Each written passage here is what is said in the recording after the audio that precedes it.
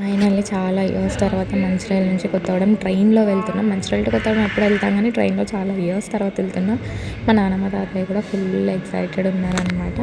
So, ఇంకా నేను, మా డ్యాడీ అయితే అటు పక్కన కూర్చొని ట్రైన్ ఎప్పుడు వచ్చిద్దా? ఏ స్టేషన్‌లో ఉందా?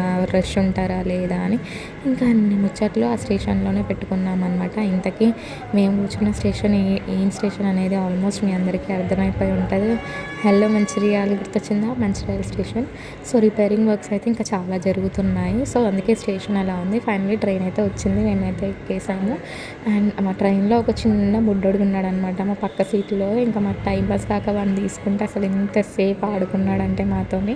అసలు చాలా యాక్టివ్‌గా ఉన్నాడు ఆ అబ్బాయి. చాలా చాలా క్యూట్ ఉన్నాడనమాట. మస్తు ఆడుకున్నాం. ఇంక ఆ తర్వాత కాసేపటికి ఏం చేయాలో తెలియక మమ్మీ ఒళ్ళో పడుకొని ట్రైన్ ఎప్పుడు వెళ్ళిపోద్దా?